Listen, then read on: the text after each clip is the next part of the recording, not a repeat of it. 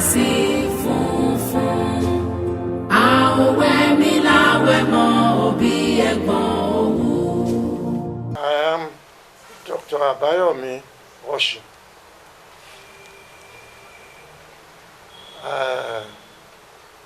I've been invited to talk about my late wife, whom I miss very, very much. We met for the first time in 1951 at the house of Prince and Mrs. Adesoya in London. She then came to London to spend her off-duty holidays. She was training as a nurse at Bishop's Stotford Haymaids Hospital in England.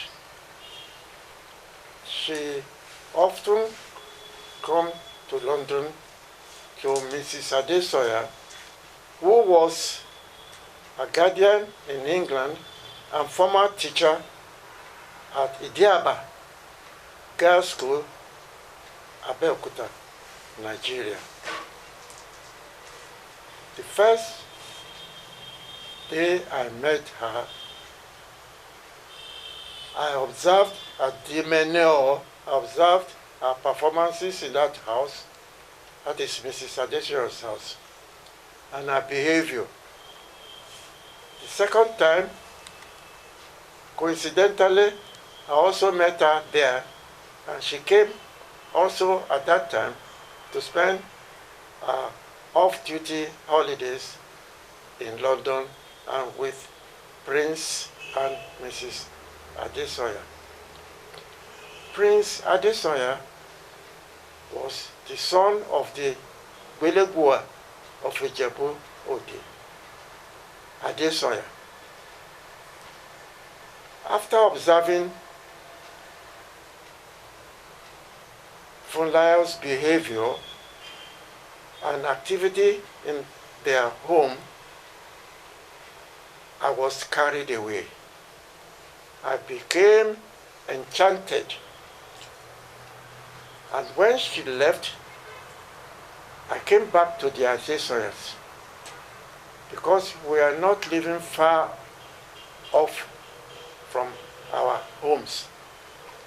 They lived at number 63 Warden Road, Kentish Town, London, and I lived at number 96 Widderton Road, also Kentish Town, London.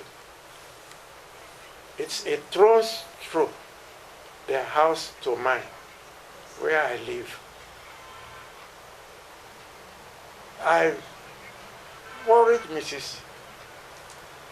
Adesoya often about Funmilayo because I was carried away by her gentility, their activity, and how she was so good in that house.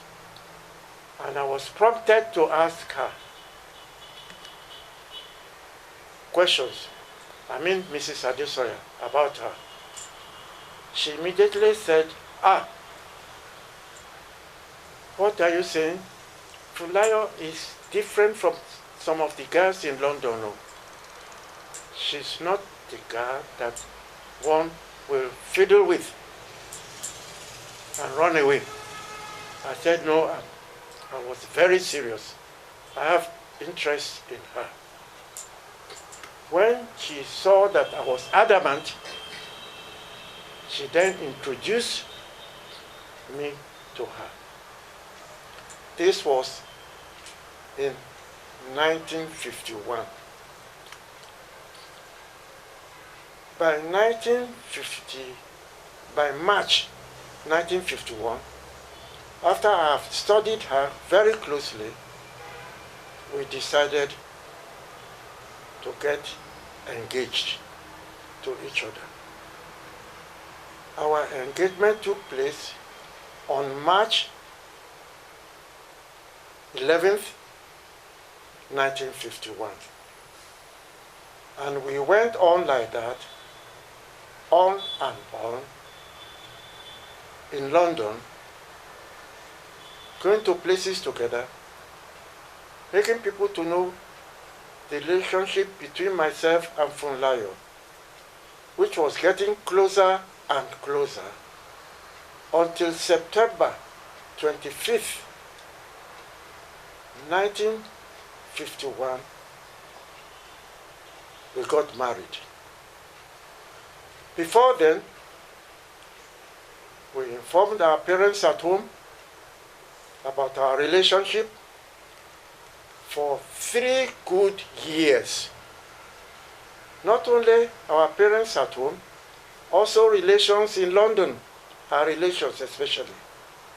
People like Mama Yinka, Mrs. Oshibogun. People like Folake Odulate, now state SN, state registered, not nurse. Senior advocate.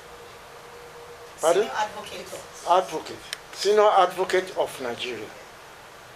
That is, she was Miss Odulate, now Mrs. Sholanke, SAN, Senior Advocate of Nigeria.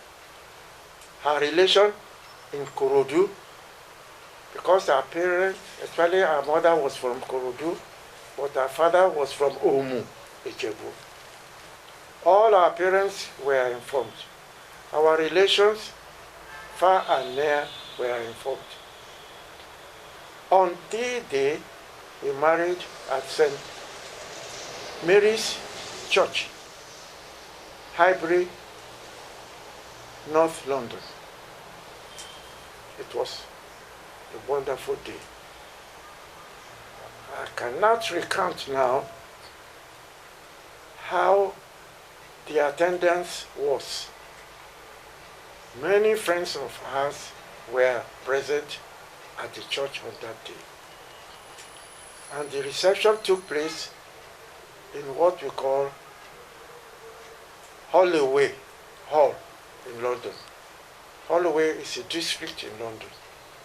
Attendance at the reception was also fantastic, including a very close friend of mine, an English lady, Miss Powell, who introduced me into my profession of physiotherapy.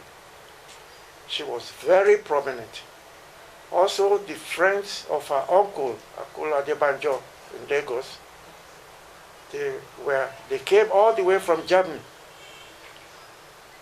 to our wedding to represent their friend, who was, of course, in Nigeria. We went on and on and on, going to places and visiting people, people admiring us in one form or the other, by giving us so many gifts, presents, especially on our wedding day. On that day, we were so enthusiastic in many forms. There was no band or anything, but we had players, records, interesting records, which we danced to the music. And the reception privately with family ended at 11 p.m. in our house, which was 36 Highbury Road. That was in London. I left where I was living before I got married, in what we call Mayfield. I went to the highbrow area in Highbury, where I rented a whole flat because I was going to get married. And I want to make my wife comfortable. I want to make my wife happy on that day. And we went on and on and on until it came to the time when I had to leave London for Nigeria. Unfortunately, I had to leave her behind. because she wanted to take certain courses, and which I didn't prevent her, and I wanted not to prevent her from taking them. Midwifery course in nursing, orthopedic course in nursing, looking after the injured in nursing.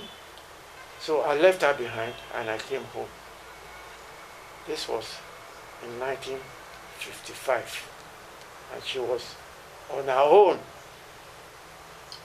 at that time.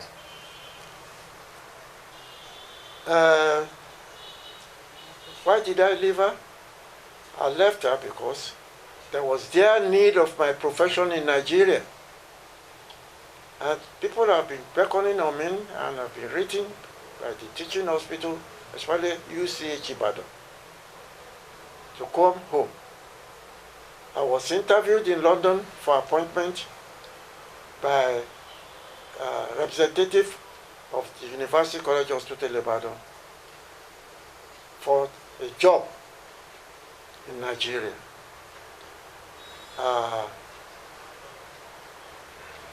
I was interviewed and I was informed I performed very well. So they had to pay my passage from Liverpool to Apapa in Nigeria at that time. Getting to Ibadan, where UCH was, I was interviewed again and I was made to start work in that hospital. Meanwhile, my wife is still in England, pursuing the various courses which she wanted to, especially the midwifery course and the orthopedic nursing course. At that time, our marriage was fantastic, beyond description, because we were together, happily married for that length of time. With God on our side, we were able to have 4 wonderful children. The first one is Olusegun. The second one, Oluwatoyin. The third one, Eniton. The last but not the least, Oluwole. Wonderful children that God gave to us. And they all did very well educationally, professionally. Mention it in all aspects of life. They went to very good school at primary level. They went also to very good school at secondary level. They also went to wonderful universities, both in Nigeria and abroad. And they were really top in their various professions. Among them, I have medical doctors, I have lawyer, I have insurance guru, which is all of them doing very well. You want me maybe to concentrate more on my wife. My wife in UCH was liked very, very much.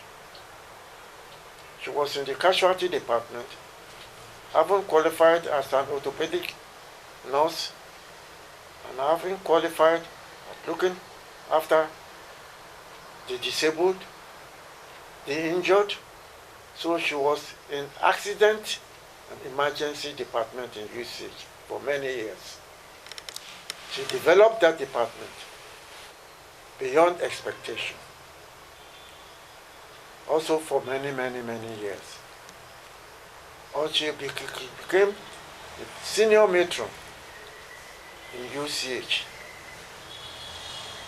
I wish you could read what was written about her by that institution. Even after her death, they could not forget her performances in UCH. Religiously, she was wonderful, very close to God. She was kind-hearted. She was unbelievably, kind, not only to our age group, even to the elderly in the church, to the extent that for about 6 years, she made sure that those who are 70 years and above were given food in the form of 2 bags of rice, 2 bags of beans every year on St. James's Day to the elderly of the church at Ijebu-Ode, Bobalofo, St. James's Anglican Church. In Ibadan, she was the president for 6 years of Young Women Christian Circle, and she did wonderfully well. And they can never forget her performances when she was president of that organization in the church. Talk about her generally. Open-hearted, at home, which you first of all mentioned, she cooks for me. She was a very good cook. She knows my taste. I need not to say this is what we would eat. She had the formula of what both of us will eat at particular time. Talking about decorations, except that she's a nurse in the hospital. She's very good at decorating houses. Very, very good at, if she were the one to decorate a particular place for you, she knows the various features that will match that place. Gifted. Talk about singing. Nightingale. Her voice was wonderful, beautiful. Whenever she sings. Even when she was member of the choristers at Breadfruit Church, when she was very young, they always asked her to stay behind to sing certain choruses accompanied by the pianist. Wonderful indeed. Even before her death, she sings gloriously. It was a gift from God. Apart from that, not only was she kind-hearted, in our home, we have brought up more than 2 or 3, well, I would say children when we met them or when they met us, to be on their own today.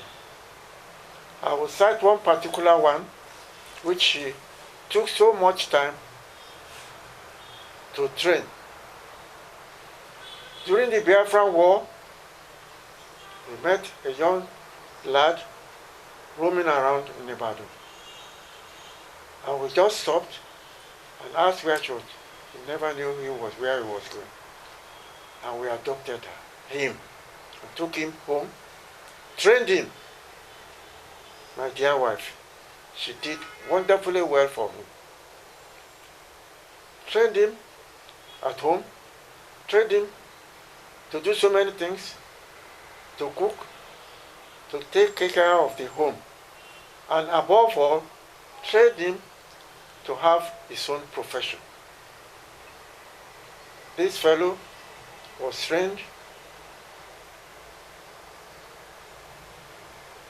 to learn how to type. He was trained to learn how to take photographs. He was trained to do so many activities, to the extent that when he was leaving us, he went to get married, and Mama was one of those who sponsored the marriage, which was very, very successful. And this fellow had children, beautiful children, who are today children to be reckoned with. When they heard that Mama passed on, they had been here several times to pay homage, because their father had relocated to their hometown in the eastern part of the country. Before their father relocated, Mommy saw to it that he was very, very independent, in the sense that he owned a car. He did shutting from UI gate to inside, carrying passengers and getting some amount from them. She was very good. She became the head of department in UCH, in the typing section, as a result of the training given to him by our dear mother. So I'm sure he will be present at the funeral, because he has been making inquiries and inquiries. And he occasionally will visit us here, will not sit in the sitting room, will sit by the side of Mama. That was the Mama he knew when he was young, when he had nobody to look after. There are so many things I can say about my wife. Too many. Some of them may escape my mind. But overall, was a very, very wonderful woman. A woman that will sit by my side, we will look at the television together, we will criticize some of the scenes, especially a particular Yoruba program which she loved so much. Do you know the name of it? Africa Magic. Africa Magic. So much. Both the Yoruba version and the English version. And on the day of her death, after lunch that afternoon, we were together watching Africa Magic.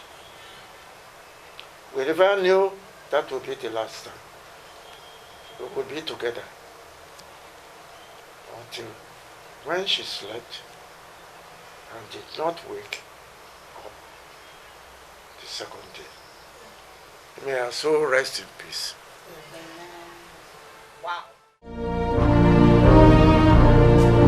Aṣọ mi funfun, láò láò láò, àìṣedédé mi àkúrò máa funfun láò, ẹ̀ṣẹ̀ mi àpárẹ̀ máa sì funfun, àwẹ̀ mi láwẹ̀ mọ́ òbí ẹ̀gbọ́n òwú.